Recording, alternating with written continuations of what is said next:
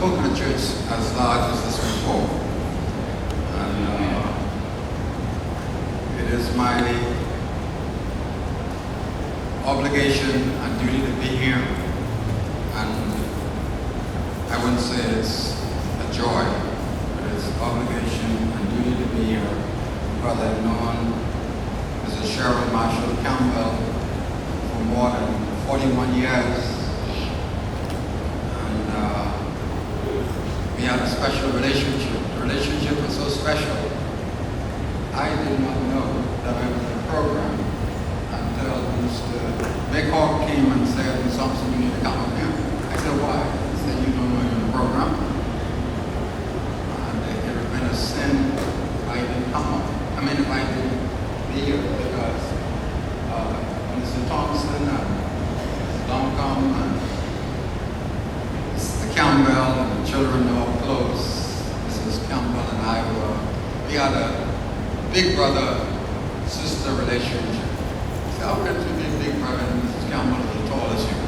That was the relationship. It run deep, deep, deep, deep, deep.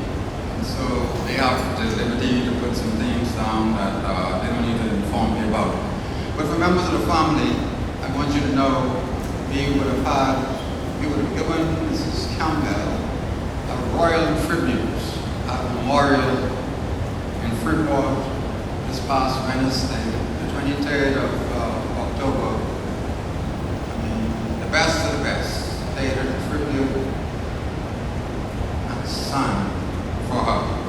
We just had a celebration, and this is the continuation of that celebration. And it was on the 23rd of October. What is significant about the 23rd of October? For those of you out of the Roman Catholic community and Anglican community, there's a saint by the name of Ignatius of Loyola, born on the 23rd of October, 1428. It's in the Middle Ages. And he penned a powerful prayer. And then you read this prayer, I see Cheryl Marshall-Campbell all over it. And it goes something like this. Teach me, good Lord, to serve thee as thou deserves, to give and not to count the cost, to fight and not to heed the wound, to toil and not to seek for rest, to labor and not to ask for any reward, save that of knowing that I do thy will.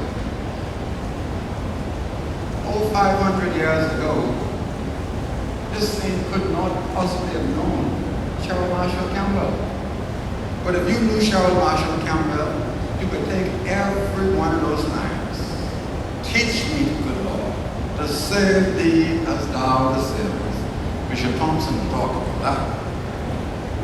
To give and not to count the cost.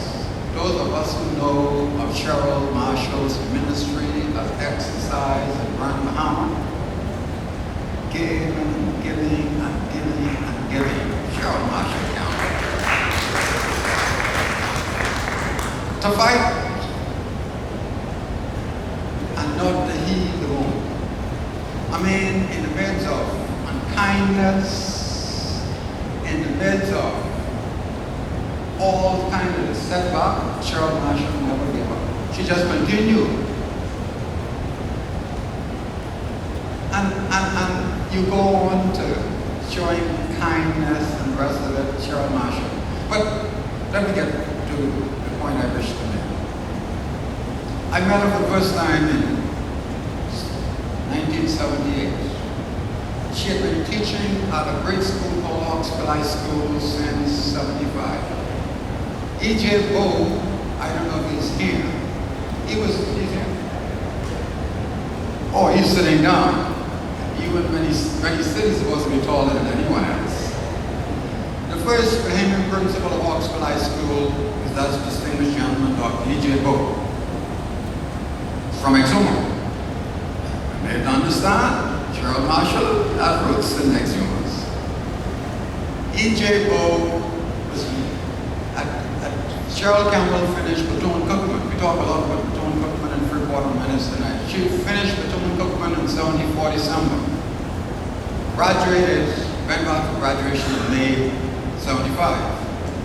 E.J. Bow, the first Bahamian principal, would not let her go. She was working for the Port Authority in sales, selling property, I suppose. And E.J. Bow kept on her to fill up an application form and brought it by the Ministry of Education. Cheryl Campbell told me to get E.J. Bow off her back. She finally completed the application form. She was into some other things. In fact, she was on her way to immigration. And E.J. Bow displayed her until she filled out the form. He was transferred to be principal of R.M. Bailey, those of you in New Providence. In August, Cheryl Marshall-Campbell was employed by the Ministry of Education in August 75. And she changed the course of education in Grand Bahama. What you did not know, Cheryl Marshall-Campbell was the founding member of the business department of Oxford. Thanks to you.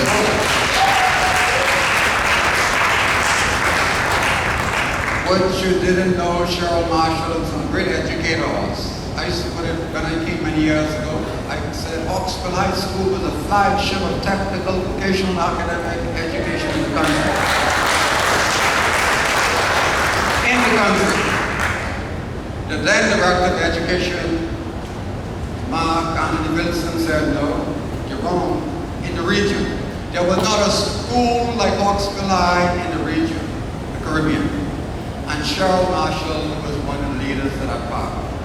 They had all these technical vocational programs that schools in Nassau had only dreamed about. Oxford High had it. And she was one of those who pioneered on-the-job training. I'm an Anglican. Kirkwood I didn't do it. Roman Catholic I didn't do it. St. Paul's Methodist College didn't do it. 8 Mile Road didn't do it. Oxford High did it. That's where I met this great educator. Her greatness had little to do with Cecil Thompson. Her legacy and her legend had little to do with Cecil Thompson. When I got there in 78, Cheryl Marshall-Campbell was already a legend. Did you hear me? Already a legend. Highly respected throughout Grand Bahama. Highly respected on the staff.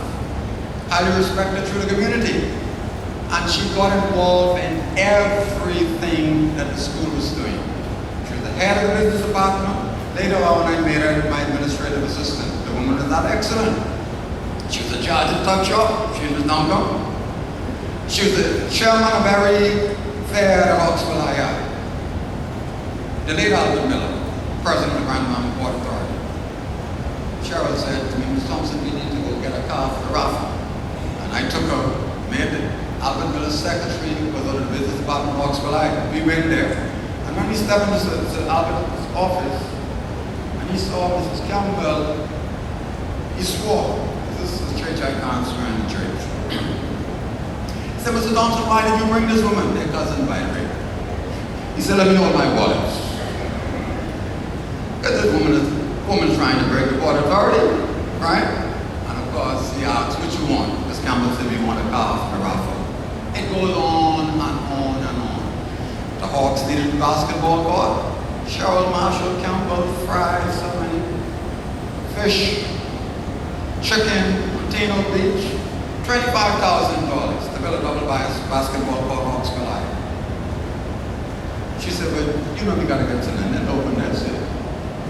She called us to Linden, he agreed, and that's how we got. So Linden came, Edwards and George came, and that's how we got the marching band. What does Cheryl Marshall have to do with basketball and marching band? Bishop Thompson said to me, no one on earth could say no to Cheryl Campbell. You see that? She had the personality to go with the looks. No one could say, and she had such a big heart in giving. But where her passion was deepest is when it comes to children. When it comes to children, she introduced graduation in Grand Bahama. You didn't hear of it. When I went to school, and many years thereafter, you went to school, you finish and you leave. Auto Baton Cookman, Oxford, the first graduation of Grand Bahama in 76. Did you hear me? Even the preschoolers are graduating nowadays. You know, one of the really great pioneers of education. And then she said the Ministry of Education selected her to be one of those teachers who would go to London to study as we prepared for BGCSE. BGCSE was rolled out in 93, May. Cheryl Marshall-Campbell had already been to London. London came back. And the ministry ripped her from Oxford for me and put her in the office. And she laid the foundation of what we have in the Bahamas and in Grand Bahamas, in particular today, with respect to examination. So I could go on, but I never met an educator of the caliber of Cheryl Marshall-Campbell. She was one of the teaching profession's brilliant ambassadors, you know, icon in education, icon in every aspect. If we could drive from Grand Bahama, Freeport, Grand Bahama to Nassau, this church would have been small, with hawks, with blue jays, with wildcats. She served as head of the business department, administrative assistant, and acting vice principal of Hawksville High School. She served as vice principal of Hawksville High School, Eight-Mile Rock High School, and principal. She served as vice principal of Jackson High School. She served as coordinator of ETVI, which was modeled on what Mrs. Campbell started at Hawksville High School. And she ended her illustrious career back in the Ministry of Education in scholarship.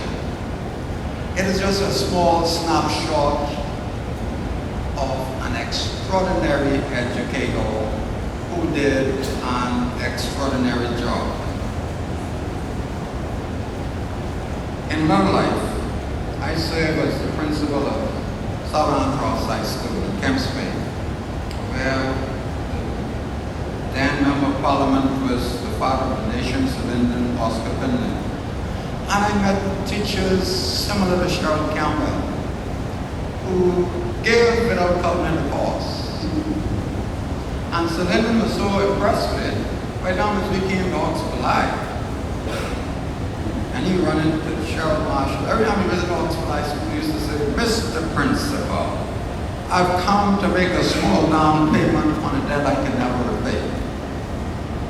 Mr. Campbell, Shavita, McMahon, Zoe, brothers, Campbell brothers and sisters, and other relatives, I, Cecil Thompson, am here today by my presence to make a small down payment.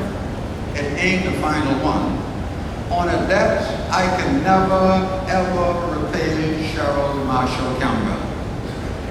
Much of the little contribution I would have made to the country in education had a lot to do with the sacrifice and the service and the contribution of Cheryl Marshall-Campbell. You know? She died last Thursday. But before she died, she called my wife and I that Tuesday. You know what she asked us to do for her? Pray for her. What a testimony. What a testimony. Just pray for her. Ask for nothing else. Before that, following the hurricane, I called her and she said to Thompson, the thing you all are trying to do for me, put it off until the Grand Bahamians get back on their feet. What we had planned to do for Cheryl Marshall-Campbell. The Hawks Nation, the Blue Jay Nation, the Wildcat Nation, had planned during the month of September this year to have a Cheryl Marshall-Campbell Day. Walkathon from Christ the King to the airport, you come back to Christ the King, all day south. Chicken and turkey, fish, and even crab, south crab. but the crowd soup was being prepared by Chef Taliban, better known as Mrs. Duncombe's husband, Cleveland Duncombe, a student of mine from South Andros. These were part of the celebration. The following day, the 21st of September, at the Jubilee Cathedral Grand Gospel Concert, where all the best voices in Grand Bahama, once I said the name Cheryl Campbell, they said they'll be there. But the hurricane came and it changed all of that. But my point is, we attempted to honor too late. Attempted to honor too late, right?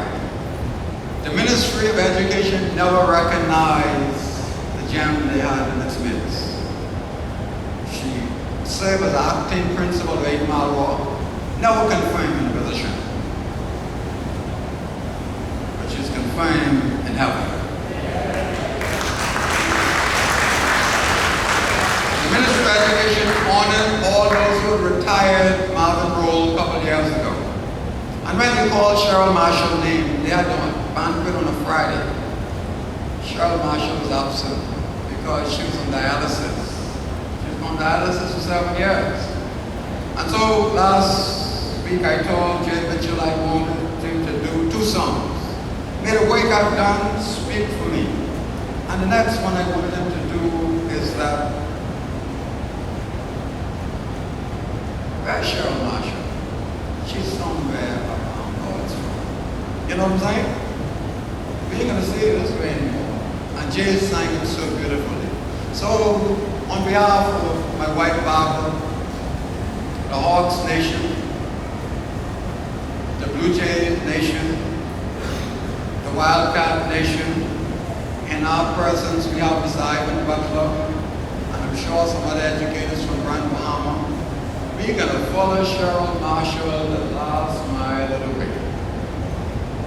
We're part of the memorial service, we're part of this service, and then we go the last mile of the way back in Kirkwood to tomorrow. May her soul rest in peace and rise triumphantly in glory. Thank you.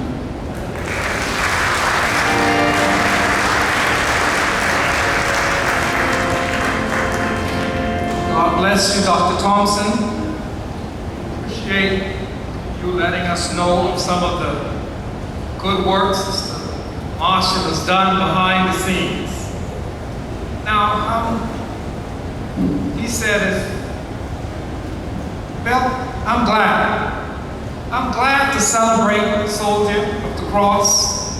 I'm glad to celebrate a star witness for Jesus Christ. Hallelujah. Everywhere she go, he confirmed it. Her works follow her. God bless you this morning, and I won't prolong the time, but before we have our scripture reading, I just want to acknowledge the presence of several distinguished people in our midst. Begin with our National Overseer, Bishop Franklin Ferguson, our host pastor, Bishop Hewlin Hanna, other bishops, including Bishop Rudolph Bowe, Bishop Elganet Rami, our former National Overseer, and I see that many of them have their spouses with them also. Also here are many pastors and ministers of the gospel, including the Reverend Valencia Pinda. We have lots of educational officials, including Dr. Cecil Thompson, former Director of Education, who has just spoken to us. Mr. Ivan Butler, District Superintendent. Mrs. Sarita Clark, Undersecretary of the Ministry of Education. Mrs. Yvonne Ward, District Superintendent. Mrs. Belinda Wilson, President of the Bahamas Union of Teachers. And if there are any others here today, I may have missed your name. God bless you, and we really appreciate you for being here in attendance this afternoon. So I'm going to ask now the niece of Sister Campbell, please to come now and read our Old Testament lesson.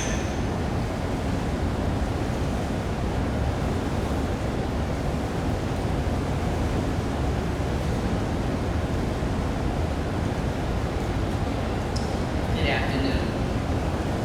I'll be reading from Ecclesiastes, 3rd chapter, in the King James Version.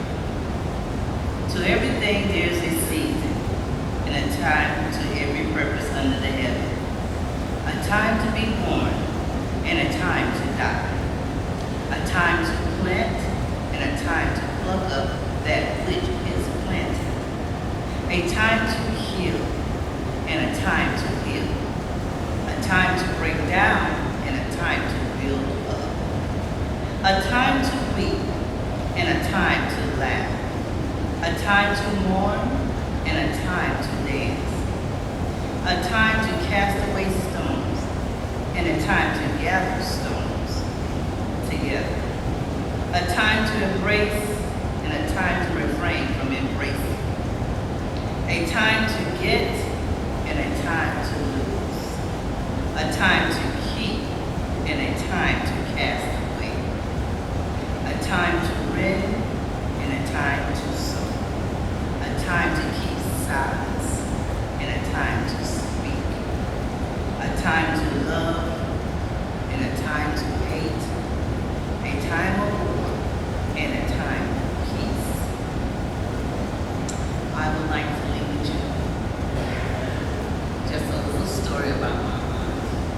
And I know I have 3 minutes. My cousin has already read me in so many words. And I just want to say this.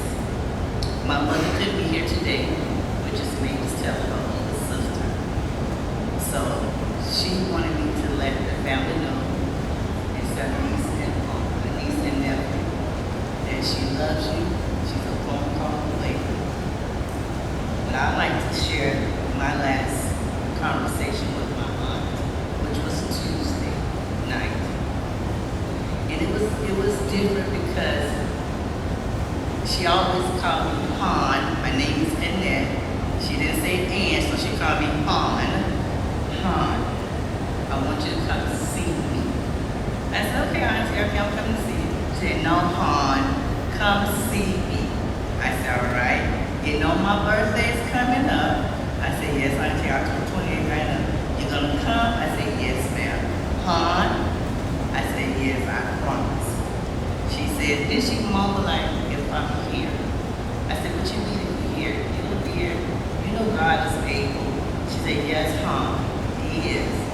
And we started talking about little things that she made me laugh and things of family jokes, and like she always called my son, Byron. That's a little nickname, pet people there, because my son's name is Byron. But I want to say this here. I woke up this morning praying, and she was on my mind. The song says, I shall wear a crown. And there's certain things I thought about as the morning was going through. I said, I know that Auntie has put on her robe. And I know she's telling the story, how she made it over. She said it wasn't easy, but she made it. I had the chance to share with her on that Tuesday night about the goodness of the Lord. I said, Auntie, you didn't have surgery yet? She said, no, hon, no, hon. I said, well, God is good. You don't know what God's going to do. And I kept my promise to come see her. But I didn't want to see her like this. But he knows what's best. Because I know without a shadow of doubt, she has put on her robe and she's wearing her crown. Thank you for coming out sharing this occasion with us. To God be the glory for the great things he's doing in all our lives. And if you want to see her again, make sure you're prepared to put on your robe.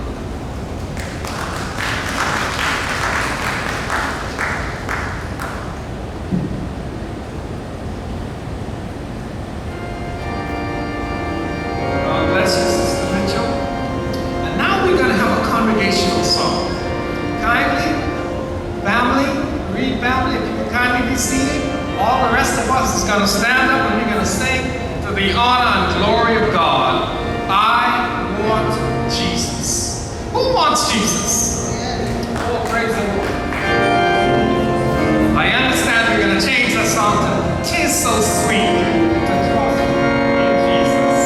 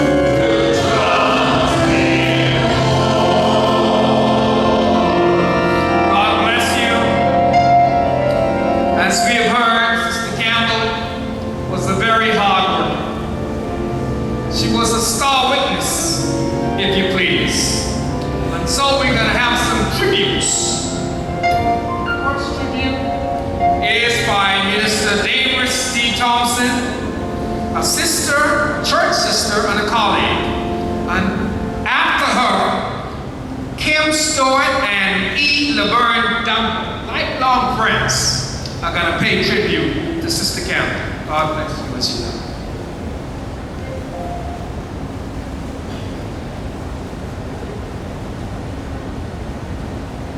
Good afternoon to all gathered here to celebrate the life and legacy of Cheryl Marshall-Campbell.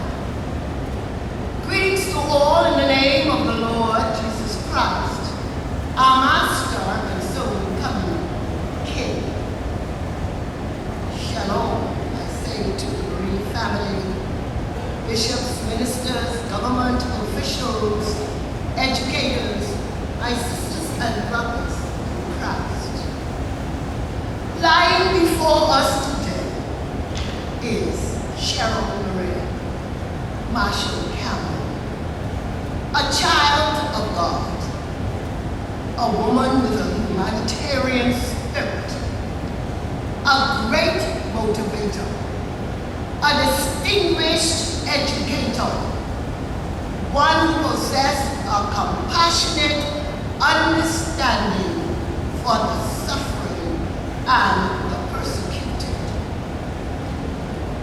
As soon as Cheryl heard that a member was sick or in distress, she would pick up the phone and call me.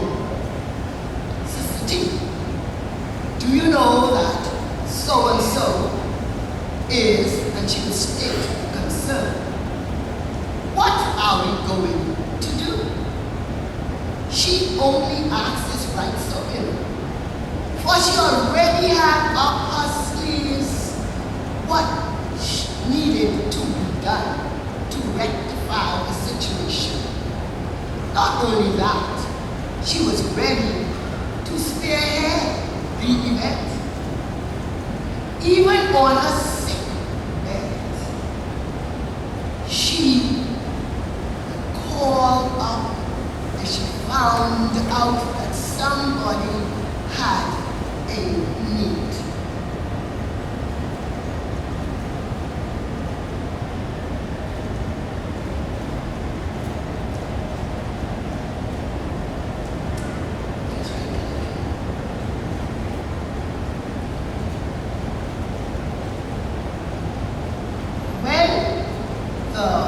Whenever a CEO told you that while they were successful, when they told you about their success story, Cheryl Marshall-Campbell will be named as the person who ignited their flame for knowledge and was a firm step on the ladder they climbed to success. She would tell them, it's true, you can be great. You can be whatever you want to be. Many did not believe her. And they even said, you know what? She's not telling us the truth. What they did not understand, she was prophesying on them. She was speaking those things that were not as though they were.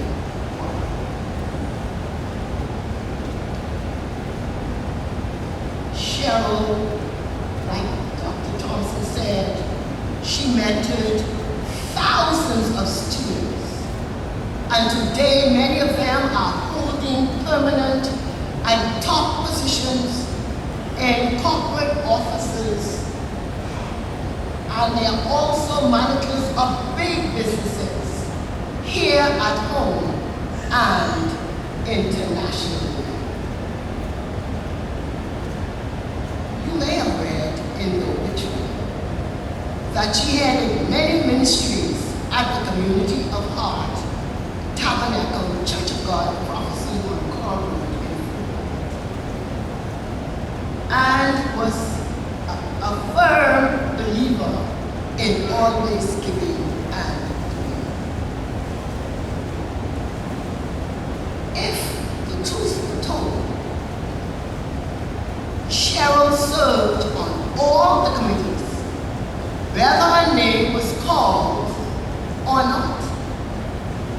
She made her contribution of her time and talent, and she found the donors. Referring again to Dr. Thompson, as we were very closely together, Cheryl, when she asked you, you could not say no. I remember when we went to another person who this corporation had made money, like millions. And we were doing the Next Street Bahamas project in Grand Bahama. Of course, education gave us a budget. But we had great big ideas, Cheryl's career.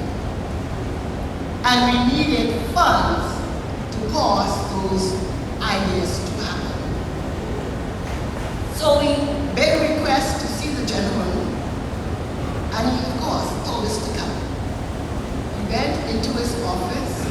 Mr. Thompson stepped in first. I stepped in after Mr. Thompson. There was a pregnant pause. The door was still ajar, and in stepped Cheryl. The gentleman said, "Oh, no, no, no, no. would you all bring her? That's the only time he said no. For when she was finished making the presentation, he said yes, he will do it. She was dependable and trustworthy. She supported the leaders and pushed them to make their event great. Cheryl was also the director of Godly Women of Excellence. It is a ministry for young girls. She mentored them, taught them how to be a lady. She developed their life skills. She taught them to fear God and put Him first. Taught them to respect others, to have good manners.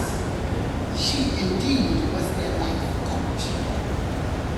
Cheryl Marshall-Campbell had a unique talent, a gift. It was that of persuasion. She could even make a Scrooge give.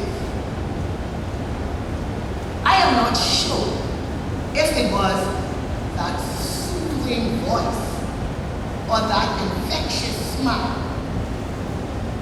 But once she asked, you could not say no. I think I need to call that an anointing.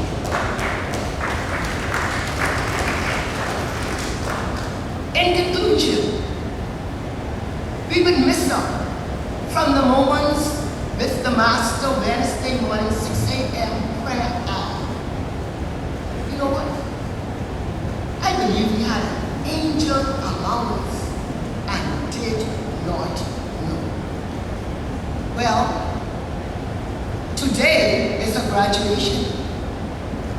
She is the valedictorian graduating with summa cum laude from the School of Hard Knocks and the classes of sickness, suffering, aches, and pains. Her name has been called by the God of the universe. Me think I hear it now. Cheryl Marshall-Campbell, echoing down the corridors of heaven. Step, well done, my child. You are a good and faithful servant. She steps forward and receives her trophies. The top one was the crown of eternal life. Lives of great men, all remind us we must make our lives sublime and departing. Leave behind us footprints on the sands of time. Indeed, her footprints are firmly stamped on the hearts of thousands.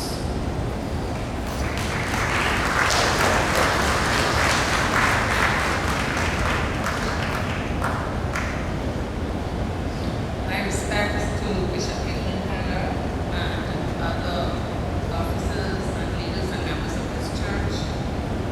Good afternoon.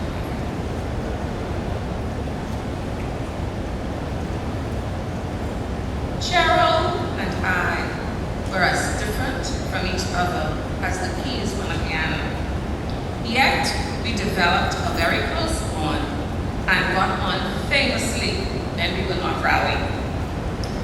People often asked if we were sisters.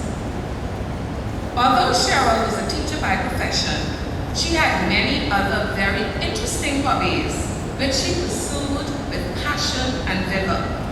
She was a connoisseur of fine food, condiment collector, impersonator, nickname giver, and star athlete.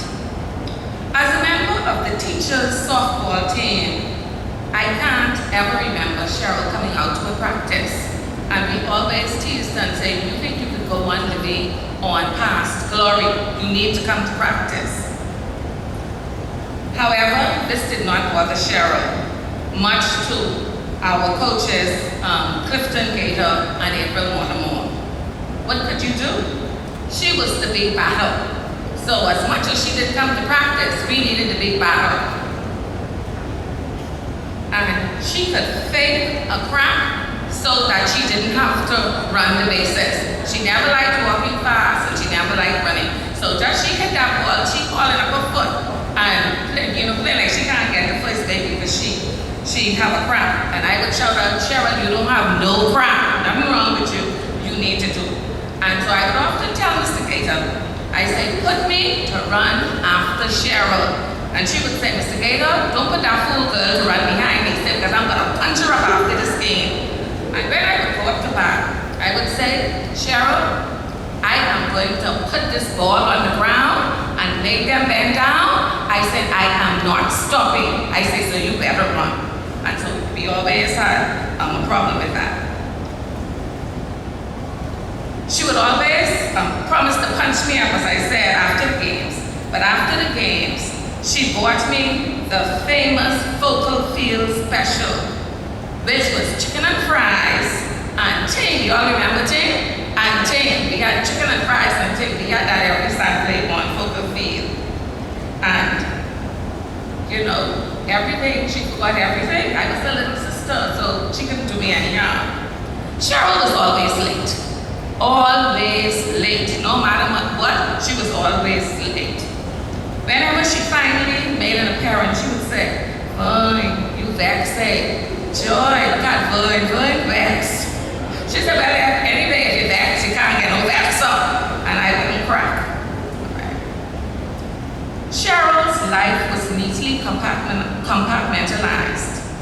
And she would always say to me, she said, work is for work, home is for home, and so forth. So you never knew what was going on.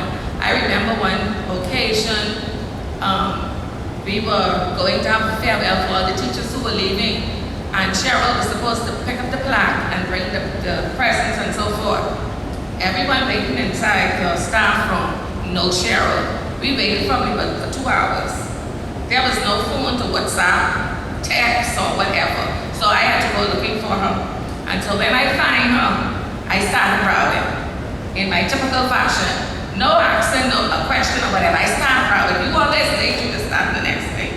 Finally, I'll never forget, she sat quietly in the car.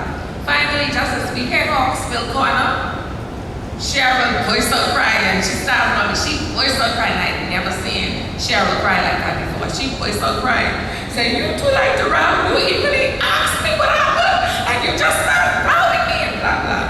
And finally, I was so, ashamed and shaken. I said, Cheryl, what happened? And then she told me, the two of us were crying. And by the time we reached school, which was a short distance, I, of course, was crying more than her because she always called me VP though. And by the time as we got to school, I'm crying. She said, nah, I'm fine. Dry up your tears and just shut them up right now. Because at that time, she was as calm as could be. She had put the mask on and she was calm as could be. And she looked at me and she said, remember, school is for school.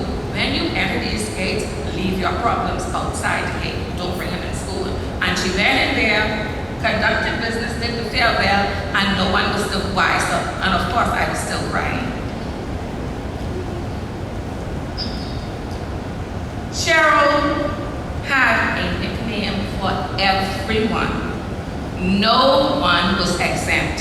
So if you want to know your nickname, PM me, and I'll give you your nickname.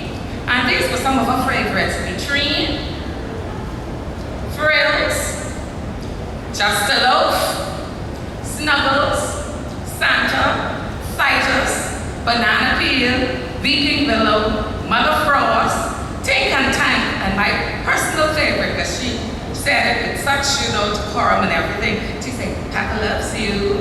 And so we would always die laughing. She also spoke in parables or code. She was very good at speaking in parables or code. And she always complained that Joy and Paulette could never pick up. She said they can't pick up. Said they can't pick up at all. With the most serious look on her face, for example, while engaged in conversation with another colleague or so, she would look straight at me and say, Vern, did you say the scripture reading for assembly was coming from the book of Titus? This meant that some teacher was tight right up, and she wanted me to correct the garment flow. She wasn't to be the bad one. Cheryl taught me to slow down, live, and savor each moment of life. She would always say to me, Vern, don't let education kill you. When I was posted to examinations, it was, don't let exams kill you, because no one cares how the work gets done. They only want it done. Then she would quote our dear friend Eric Roll, a former ministry employee, and say, you only could do what you could do. And she always told me that. We would burst into raucous laughter, forget all our vows, not to go beyond the call of duty, but as you all know, we did anyway. Indeed, Cheryl emptied herself. She gave to life all that she had, and then some. Cheryl had all of her favorite restaurants on speed dial. She was very good at remembering numbers. You could just ask her a number for a place, and she knew that number. Every number, government office, everything, she was good like that. She knew that she square the eye, you know, she like those square the eye, say, let me see, if it ain't 9 to the end, try 8 or 7, but you would get the number.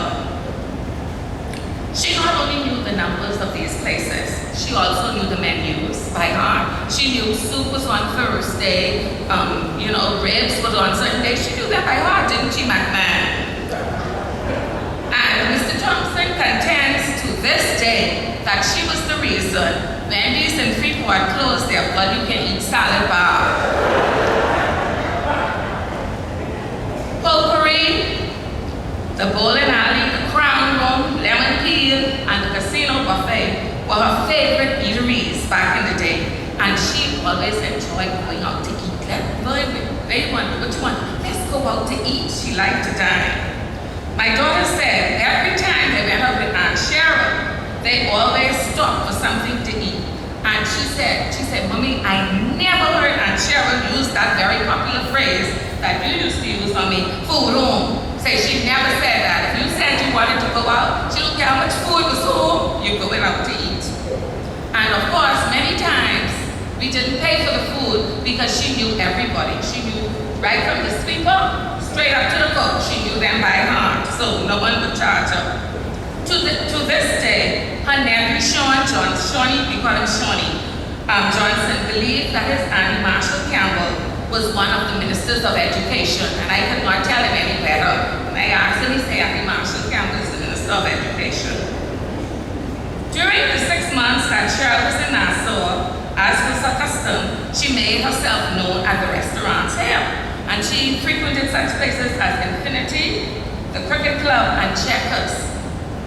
According to McMahon, the workers knew her so well, say every time they were leaving, someone speaking out the back door say, McMahon, say here, say take this food, say I put a little extra in there for your mommy.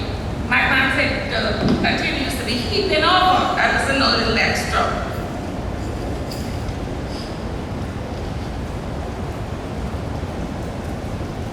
I remember too, as Cheryl became more and more involved in church. And sometimes I would call there, and McMahon would say, I'm going to happen. You ain't get the schedule down pat yet. Do you know which day this is? They haven't godly women of excellence, or they haven't this one. They say, Mommy ain't home. She the church. Said, I hear they promoted her to bishop, because he used to call her Deacon.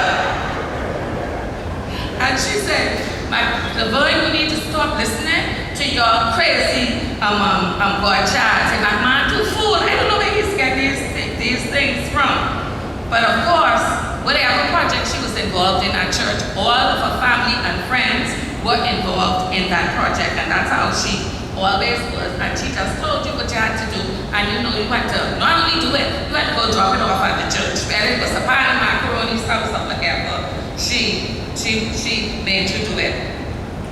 Although Cheryl was a very public figure who believed that she was not placed on this earth to live for herself but for others, she was a very private individual who pondered many things in her heart. Pastor Val was sitting there, would often say to me, "Good, I hope you keep my secret the way you keep Cheryl's secret. You can keep secret." I said, "What, Cheryl?" They always thought I knew more than I did, all of them. She believed in doing good for everyone and often left herself for last, or many times even neglected herself altogether. Cheryl prepared me through example for many things. She prepared me for many things, but she never prepared me for this day.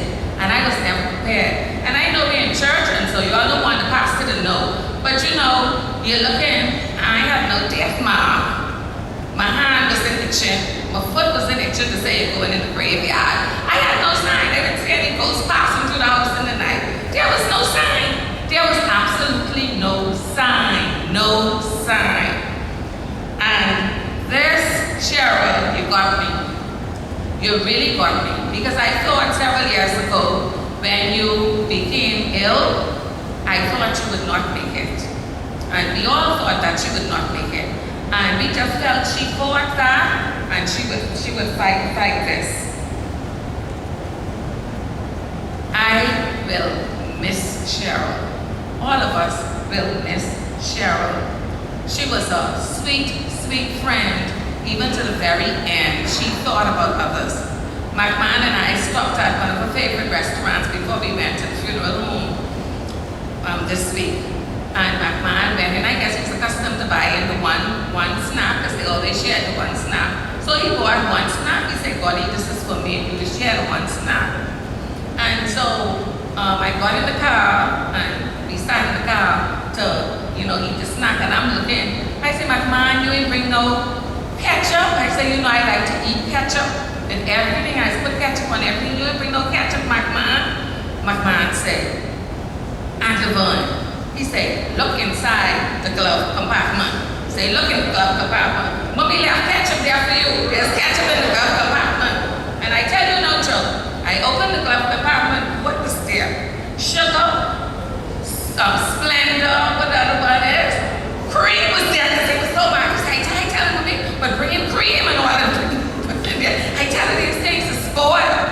And so he said, "See, she was still thinking of you. She left your ketchup and everything else for you." And he told me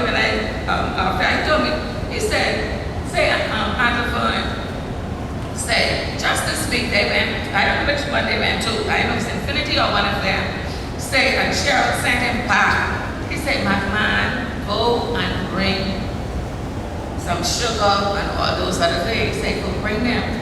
My man said he came back and he gave it to her. Say, she looked at him, she hold her hand, she looked at him. My man, 7. And so that was the kind of person she was. I remember when I went in exams after, there were bags and bags of sugar from Burger King, Wendy's, and whatever. I think that was a whole year, and we still hadn't used all of that sugar. We were able to use the sugar. She would have it there. So I say to you, my sweet, sweet sorrow, my confidant, my friend, the one who I didn't choose her, she chose me. She used to call me Miss Gold when I first came to Oxford High, and then she later changed into Rip Rap, because we used to share time in the tuck shop, and she would always tell them, "You better get out of the way, this girl is crazy," and she could mash up your foot, because I always tell them, I say, "You all is going too slow. You have to have those French fries ready for break time, and then you have to have everything ready for lunchtime." So she used to call me Miss Rip Rap, because I could mash up your toe. So farewell, Cheryl. I didn't think I could do this. I didn't think I would hold up to do this. I loved you, but Jesus loved you best. Until we meet again on that road.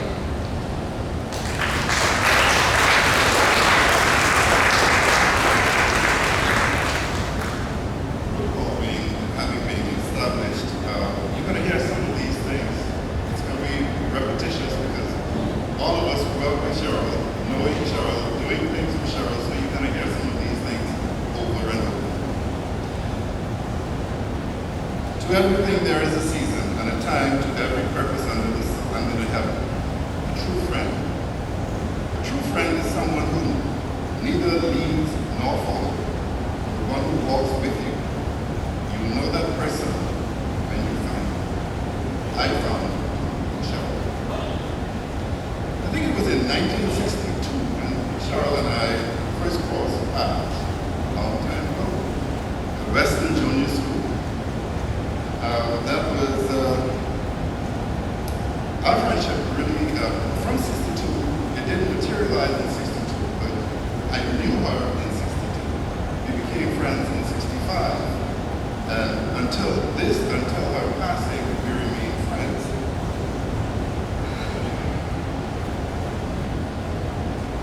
During that span of time, our friendship had sort of broken for a year or two at some point in time. After grade 3, back then we did junior school, grade 1, 2, and 3, 4, 5, and 6 was senior school.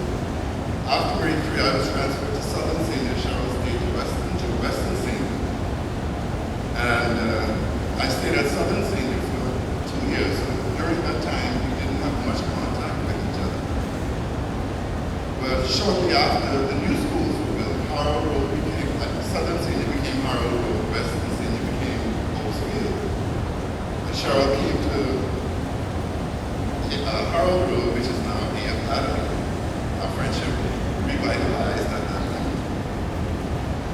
Even though we've been friends for all that time, we've never had, I don't recall having a day where I could say, I'm not going to call Cheryl for a week or so, she won't call me. We would be angry with each other, but we always respected each other's opinions. Even though she might be angry, she would call later in the evening and she'd say, well, I'm sorry. It ended right there. Cheryl loves sports. Her three major sports, the three sports that she liked was basketball, volleyball, and softball.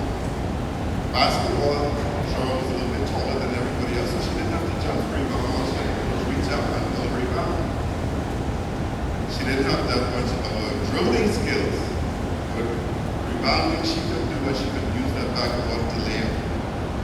Volleyball was basically the same thing. If the ball kind of came on the net, she could smash it down. She ain't gonna die, but she's not gonna hustle for it. Softball was basically her thing. I'm looking at, I think this is Red. She and Red played on the softball team. And even in college, we played on weekends. Cheryl would hit the ball. With a single, Cheryl, we had double or triple for someone else. And if she made it to second base, by the time she gets there, she's handling it back. That could have been a good one for anybody else. She didn't like running, she couldn't. Running was just not her thing. In 1972, I think it was in July, I came into Nassau. I had moved back to Kirkwood. I came into Nassau to apply for my student visa. I being the sport fan that I am, I found my way on the softball park down, I think it was at JFK. And lo and behold, who's I run into Cheryl? And she tried to find out what I'm doing in Nassau. I explained the situation where I'm here, applying for my student visa, going to college and everything.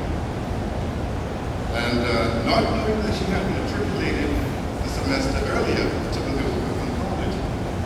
So she said, where are you going? I said, I was accepted at the Kirkwood College in Kirkwood.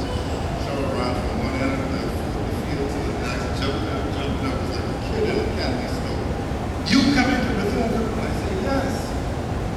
We met at the Kirkwood College and the friendship was stronger than ever. Never wavered after that at all. When we came down to Florida on some breaks and take Greyhound, she used to stop in Deerfield Beach, I think it was. I drive on to Coconut Grove. When it's time to go back, we negotiate what time the bus leaves. I get on the bus at Coconut Grove, she picks up and they jump in Deerfield. We drive back to Daytona. When we got out of school, we would drive Greyhound to Palm Beach, Florida, and take a flight out to Freedom. But Cheryl has been a very dedicated friend, someone you can always trust in. Mrs. Yvonne Ward alluded to the fact that Cheryl likes to eat. Indeed, she did. She loved eating. When Mrs. Ward mentioned it at the memorial on Wednesday, I was going to say that you started it, but for those of you that were at the phone with us, I don't know if you remember, I think you will remember, the Tuesday nights when we walked to Lester's on the Chapel, we had unlimited fried chicken. I don't know much about Father about it. Every Tuesday night, she would gather all the beginners for us to Lester's, eat chicken all night. And we did that for about 5 weeks. We went back and forth with me all for it. We ate them off the menu. We looked at her, Cheryl, she said, "How you buy for?" They put it there. Anybody can eat it. She would pack up, she would eat, she would wrap up, she would take back to her home for the next day. Without the Cheryl. When we had Mondays, we would go down on Sundays, we splurge and go down to South Beach Street, Piccadilly, and we have lunch. Saturday mornings, we get together, as Bahamian students and all those. Yeah. Just like the Bahamian students from Croy, with Cheryl's roommate. But we would meet in the gymnasium, we play sports, volleyball, and all that, all Saturday morning. But Cheryl was always the leader. She's always the one to go out and get the keys from the director, the athletic director. And she was just that type of person. About 2 months before she came to Nassau, Cheryl called me and we haven't talked, we talked, but not for any length of time. She said to me, she said, "Captain, do you remember Miss Cole?" I said, she said, "Weston Jr." I had a teacher in school, because Miss Thompson, one was young and two Cambridge. She said, "Oh, lunch lady." So I said, "Yes, I remember."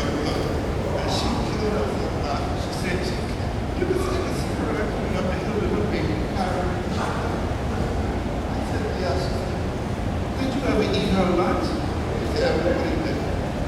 She said, "You know,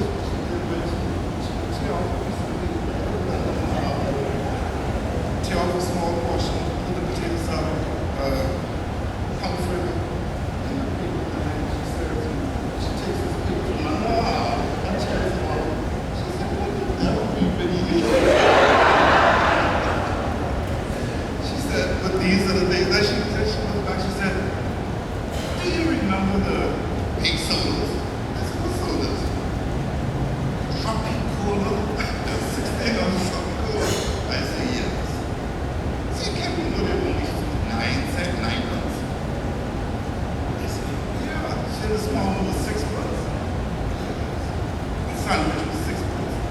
She said, "We had 2 children for lunch and bread. We used to have change to buy chicken." She said, I don't understand it. I said, that was back then in those days. She told us, she said, those were the good days. I said, "Yes, indeed, they were."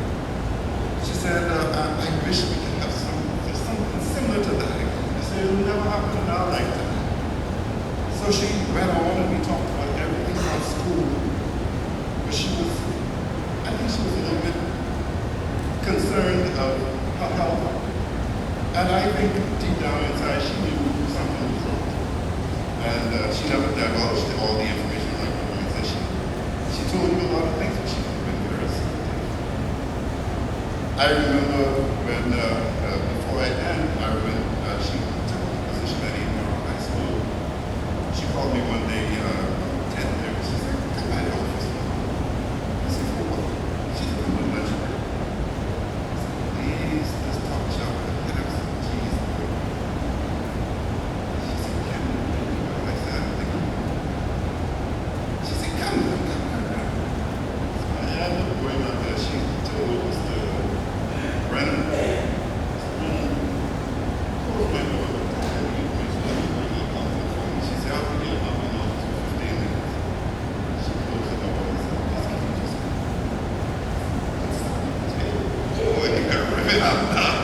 They couldn't live it up.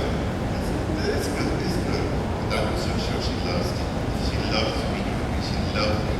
She loved her students. There was nothing that the students wanted that she was able to give that she would not do, or she would not give. And all she would say is that I want them passes, but I want them to, when they leave my class, I want them to survive their life. I want them to be somebody. And that's what she was all about, making and growing the future for their team. In my ending, time for us has been allotted to each of us. How we use it is what matters. I think Cheryl knew that her time was growing down.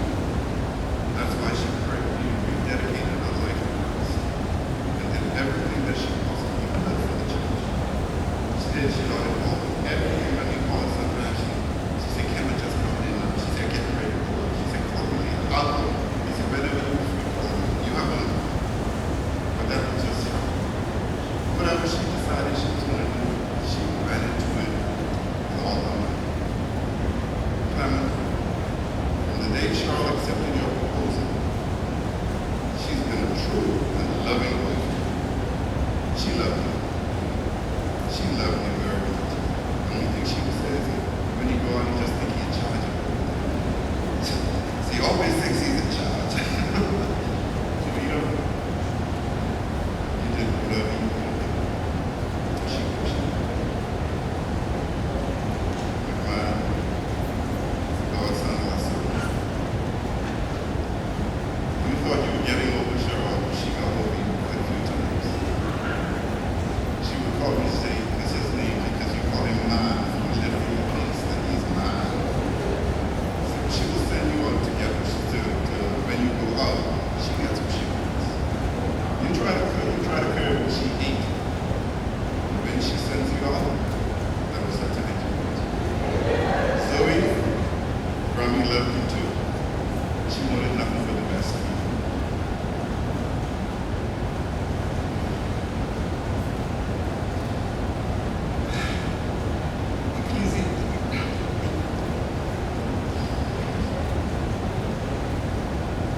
Ecclesiastes 3:2, time to be born, time to die. Cheryl's time came, we will miss her.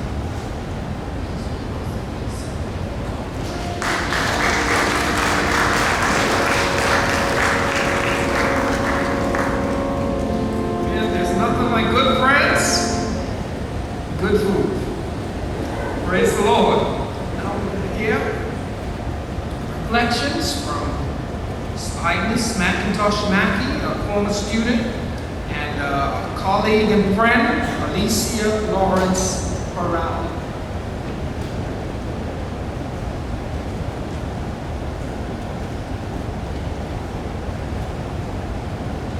If we take people as we find them, we make them worse.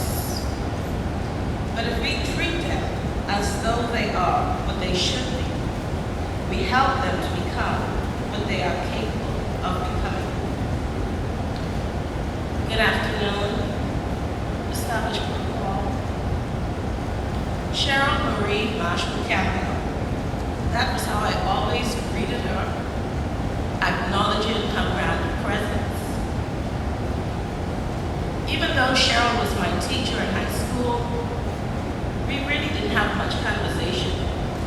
It wasn't until after 8 years of my graduating that Cheryl and I had become entwined and inseparable, and sometimes people called me her partner in crime, because she could get me to do basically whatever she wanted, because we shared very common goals. One day she had called me up because I was a little disgruntled, having to ponder whether to relocate from Bahama to Nassau to further my education after completing so many classes with a university there in Bahama that abruptly just closed its doors, and all students applied at the time had lost the credits. And Cheryl had asked me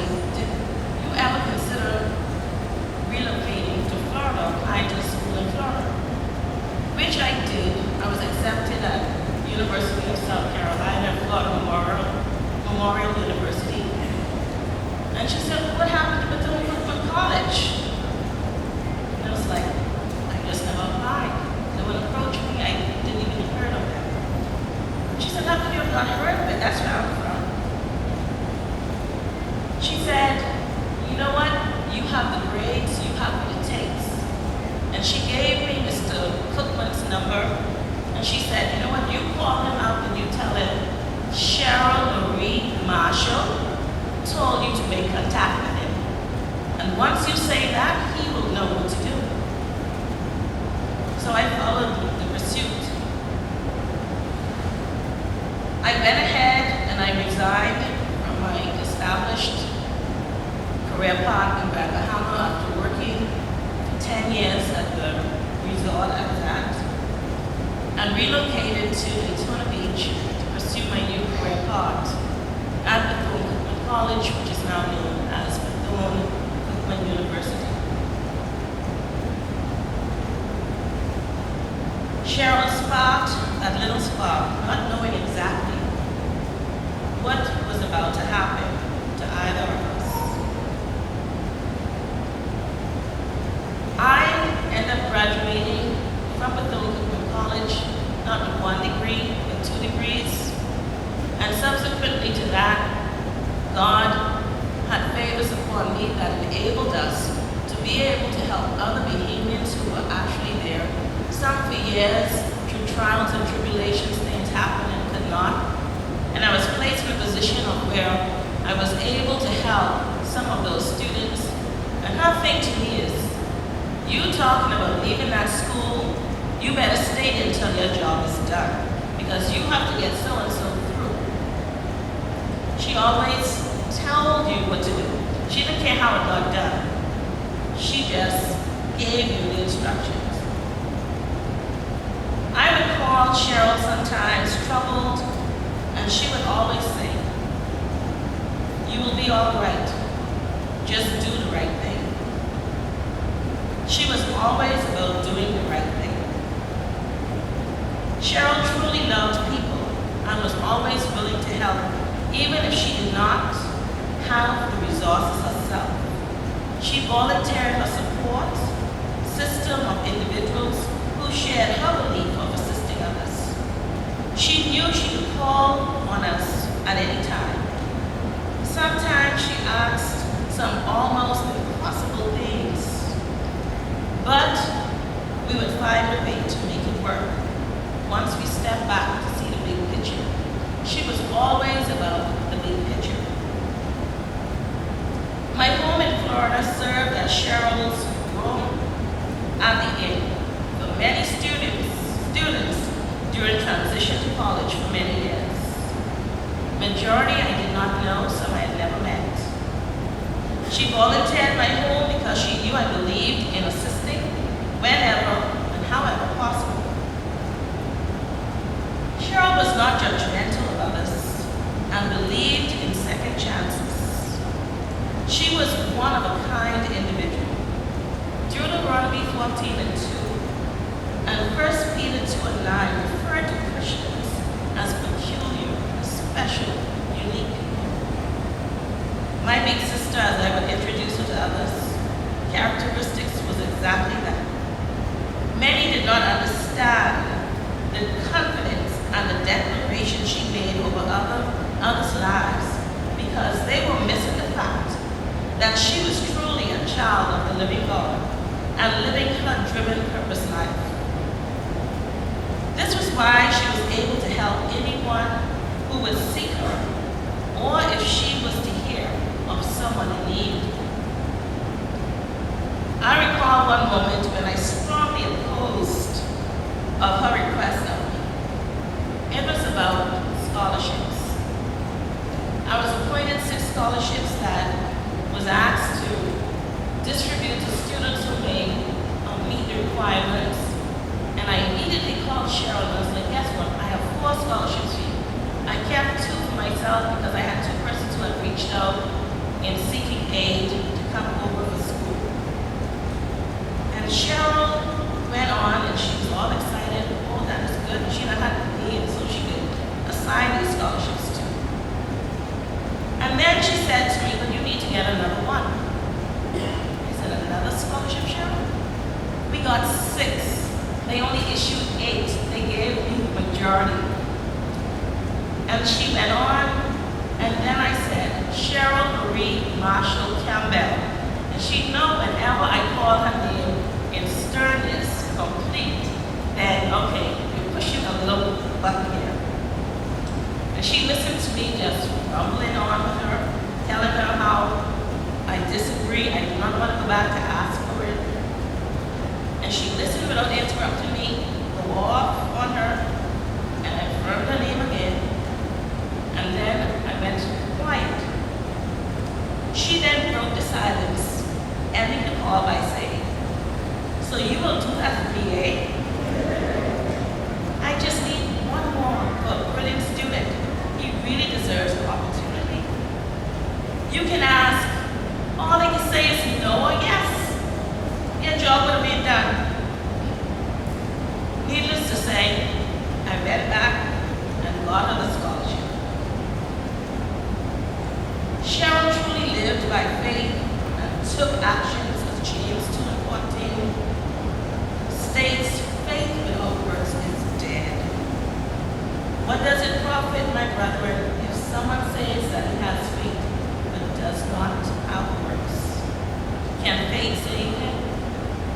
Cheryl taught those around her how to act in faith.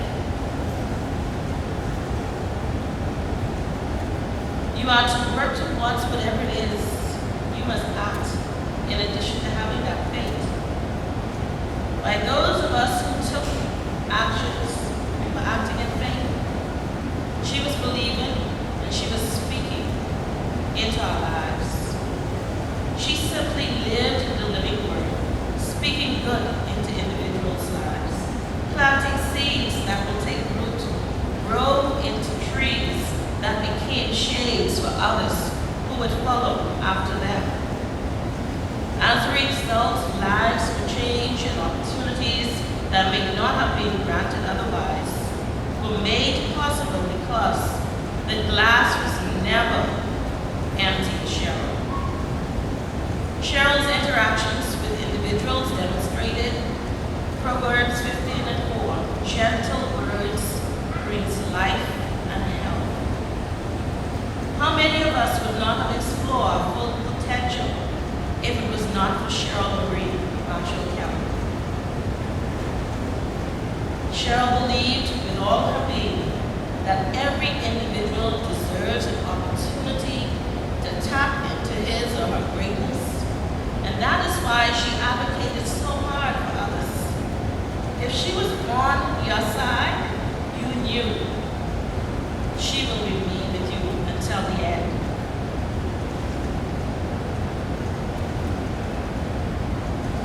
But the fact that Cheryl dedicated her life to helping others, the Kirkwood College had reached out to them. We are going to establish a scholarship. We're in the process of establishing a scholarship in the honor of Cheryl Marshall-Campbell, who was an advocate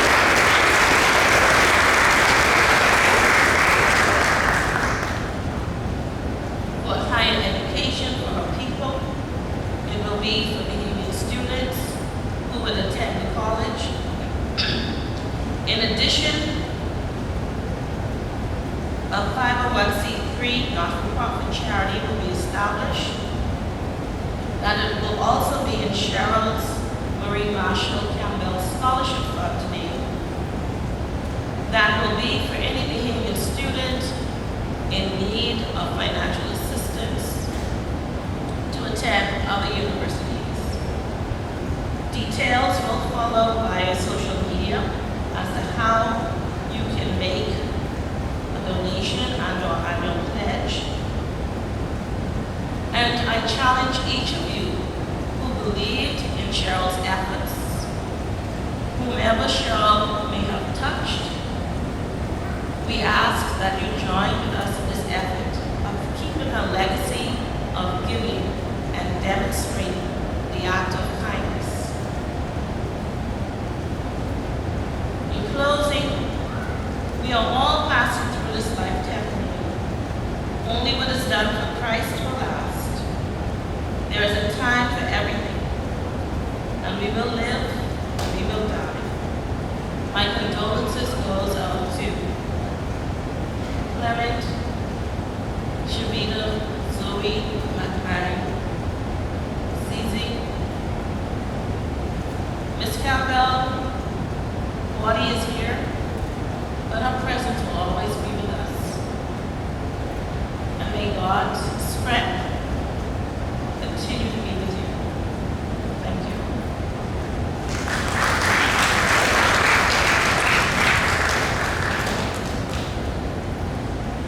Good afternoon. Thank you all for coming to help us celebrate Cheryl's life and share in her passing. My name is Alicia. Cheryl and I have been best friends since college. As two island girls, a Bahamian and Virgin Islander, we immediately became friends on the campus of Bethune-Cookman College. For 4 years, we were inseparable. When I think of Cheryl, I remember how much she loved sports. On campus, we were members of the volleyball team. We participated in the international student activities. We were very active on campus. We had fun. Cheryl has been a generous soul, as I'm sure all of you in here can attest to that. She never met a person in need that she didn't find some way of helping that person. Her work as an educator became her greatest passion. During my college spring break, Cheryl invited me to her family home here in Nassau. I was welcomed as a Bahamian in the Bahamian family. As a champion of education, Cheryl encouraged all younger Bahamians to attend Bethune-Cookman College. I was delighted to return to Bethune-Cookman when her son, Mohan, graduated from Bethune-Cookman. As passionate as she was about assisting others, her greatest joy was being a wife, a mother, a grandmother, and a great-grandmother. Her entire family was truly the love of her life. Cheryl has left a positive impact on all of our lives, and she will be greatly missed.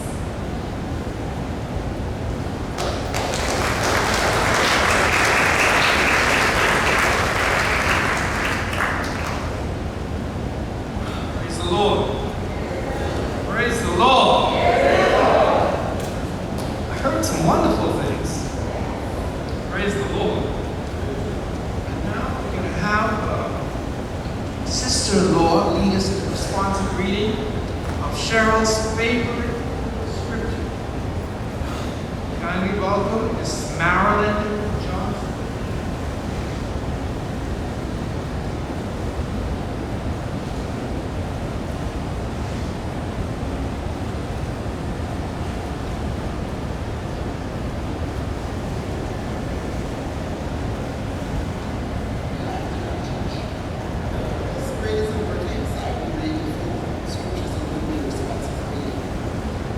Cheryl's favorite scripture, Psalms 120.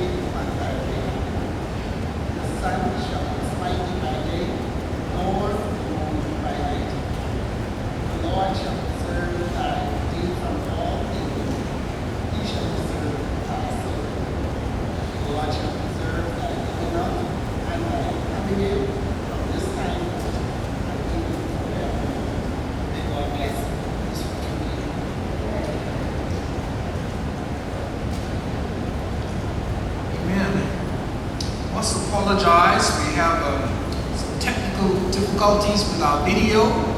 So I'm going to ask you, please, at this time, if you would kindly stand with me, please. And we want to sing unto the Lord. If you would just forward in your programs, just a page or two, and there's a song called That Glad Reunion Day. I want us all to join in singing just 2 verses of it, the first and the last verse. Glad Reunion Day. And then we're gonna the rest of them.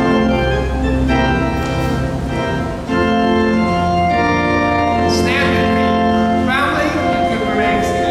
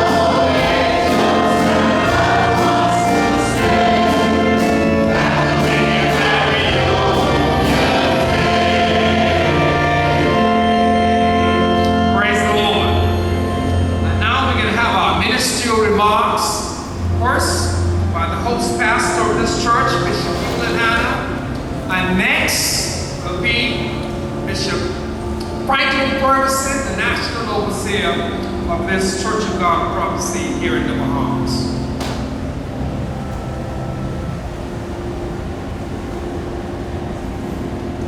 To beloved national overseer, Bishop Dr. Franklin M. Ferguson, of course, to the officiating minister, Bishop George Thompson, and Minister Morris Thompson, and to this company of people who are here honoring the life of this great, iconic Bahamian woman.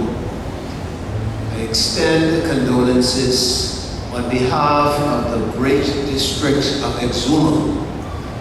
I had the privilege to be the district overseer for Exuma for the last several years. And I've come to find out and to discover that Exuma has produced, either directly or indirectly, some of the greatest and most enterprising Bahamians throughout this country. The Word of God tells us that the eternal God is thy refuge, and underneath are the everlasting arms.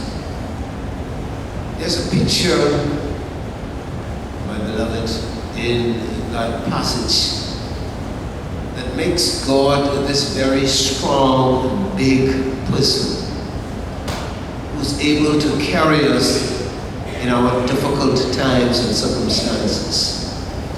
And as you sit here today and as you hear the accolades and the eulogies being offered in honor of your wife, you also need to be encouraged to know that this God who carries us will continue to be that friend who is closer than a brother.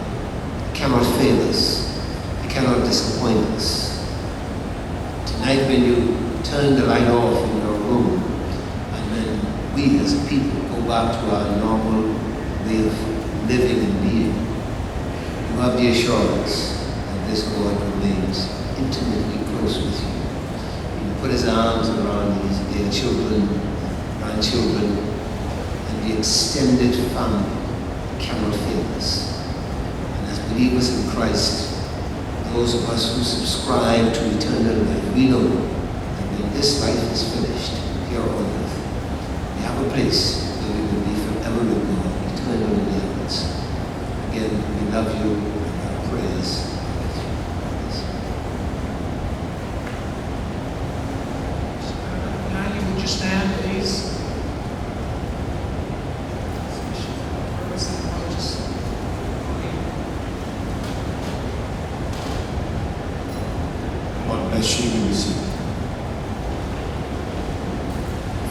officiating minister, Bishop George Thompson, is their wife, Minister Maris, the host pastor, Bishop Hugh and Hannah, former overseer, Bishop Donna B. Rami, Bishop R.B. Bow, former district overseer in Providence, and their wife, Sister Bow. Other ministers of the gospel, including my high school friend, Reverend Val Pender. We went to high school together, most of our education together. Past and present officers of the Ministry of Education, including the Undersecretary, Mr. Rita Clark, District Superintendents, Mr. Ivan Butler, Mr. Yvonne Ward, former educator, Mr. E.J. Bow, very much an integral part of their sister Cheryl's life. Bereaved family, pleasant good afternoon. When we come to times like these, when we reflect on the lives of persons who made such tremendous contribution to community, to the nation as a whole, to churches, to individuals, we can really spend all day talking about the contributions they have made. But I like what that little song that's sung so many times says, may the work I have done speak for me. And it's speaking very loudly this afternoon as we hear from former colleagues, as we hear from students, as we hear from family members, friends, and all. That echo of what her life meant to so many persons, I believe, will ring for a long time in our hearts and minds as we reflect on the contribution she made everywhere. I give God thanks for the life of Sister Marshall. I give thanks for those early days when I met her. Many persons here have known her, but I believe it was way back in Exuma when we were all little children that I first met her, when she was around her Aunt Nat and Uncle Cephas and Aunt Murdis.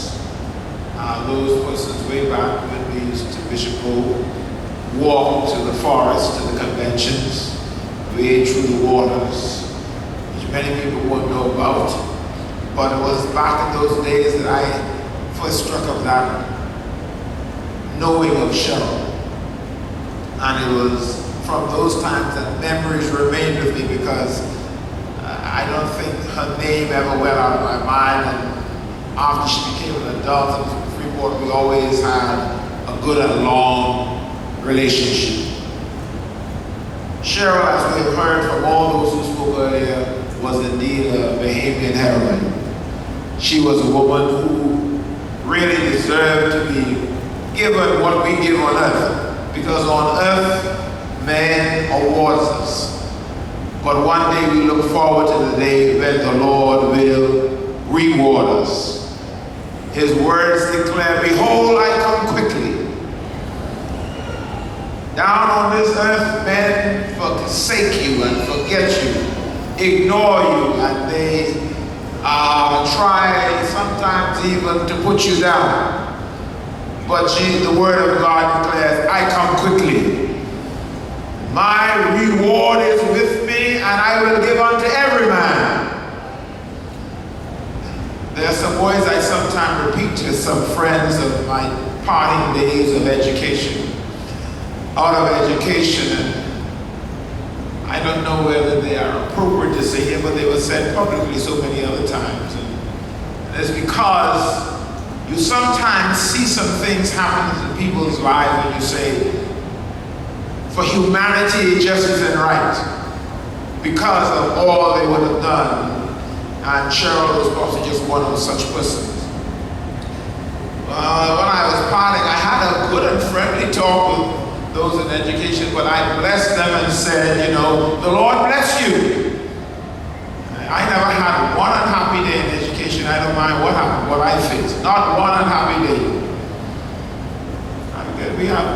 president of the union here, you know, I had my years and days of unionism and being activist as well. But I said, you know, I tell you one thing, I am inspired to tell you that you're going to live a long life. The Lord is going to give you that long life, not necessarily because you deserve it, but because you will have to see some of these things that you did to people. You're going to have to see something because it ain't right, some of these things you're doing. And I guess I was just speaking prophetically because I've seen many people, but God has given them long life, not to punish them, but that they would really have time to repent, do the right thing. But we thank God for Cheryl this evening. I loved her as what I knew her as a childhood friend, and the many days we had a good relationship in an adult life. And so I say to our family today, our husband and children and grands, these are the kinds of times when our hearts hurt and when our loved ones part. But when we reflect on their lives, we remember what they have done and the contributions they have made and how they have poured into our lives, if only by words of comfort and encouragement, we get to understand that this person has meant something really dear to my life. And I say you can feel happy knowing that she has gone from labor to reward. Absent from the body and present with the Lord. What lies before us is only the earthly remains, it's dust. But we know that our spirit goes back to God who gave it, and she has lived so that she can live again. John says, and I heard a voice from heaven saying, "Right, blessed are the dead which die in the Lord, for they do rest from their labors, and their works do follow them. May her soul rest in peace and rise in glory." Praise the Lord. Come to a time when we're going to stand as a congregation and we're going to lift our voices, praise, worship to God for this wonderful song of the church, Jesus, Hold My Hand. Anybody ever have to sing that? I don't mean just while we're here, but you know, come a time in your life when you have to, Jesus, hold my hand. Let's stand. Let's sing to the honor and glory of God. Hallelujah.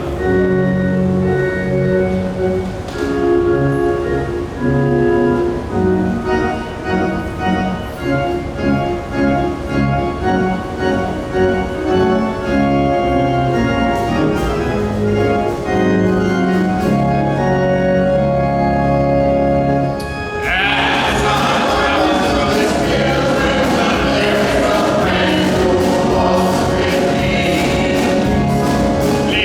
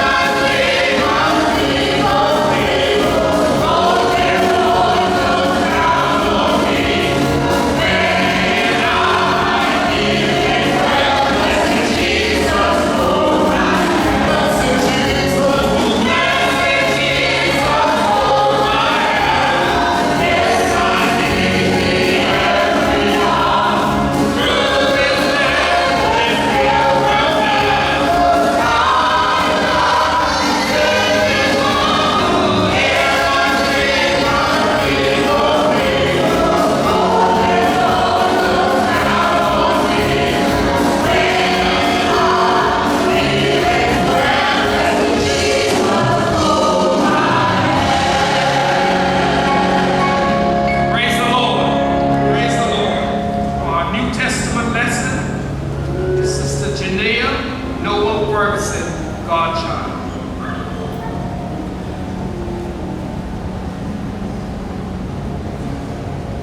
Good afternoon. The New Testament lesson is taken from 1 Corinthians chapter 15, verses 15 through 58. Now I say this, brethren, that flesh and blood cannot inherit the kingdom of God, neither doth corruption inherit incorruption. Behold, I show you a mystery. We shall not all sleep, but we shall all be changed.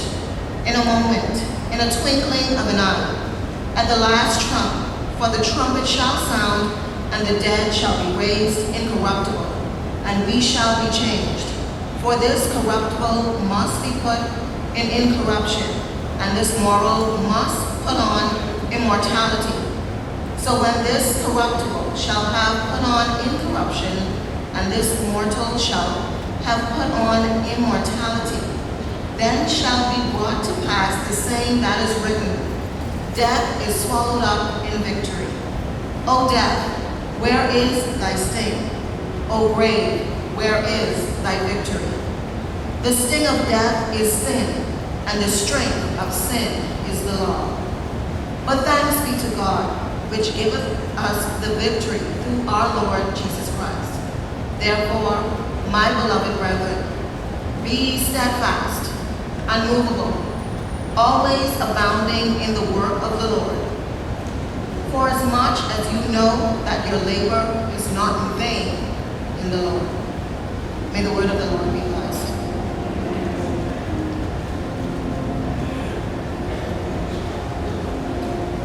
Coming now is our praise and worship team, led by Brother Henrik Clark. But the next speaking voice you're going to hear is that of our Bishop George Thompson, who is going to speak a word from the Lord this afternoon.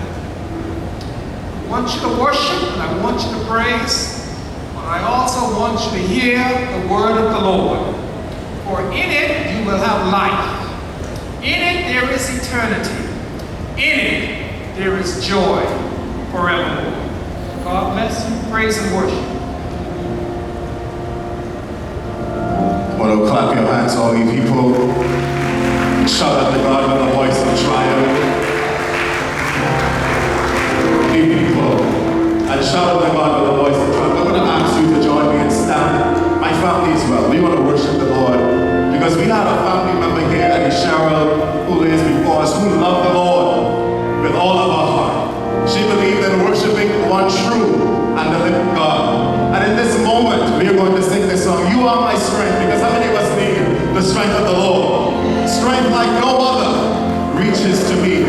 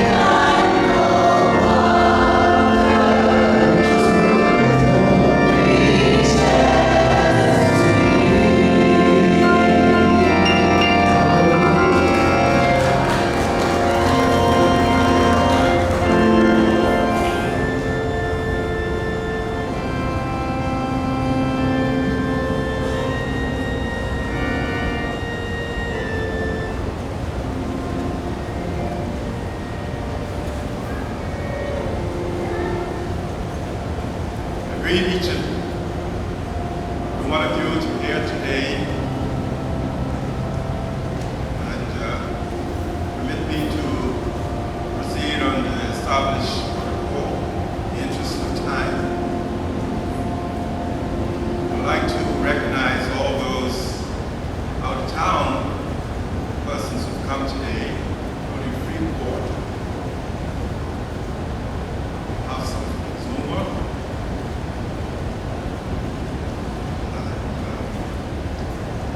United States. I'd like you to kindly stand. I'd like to recognize those persons out of town. Freeport.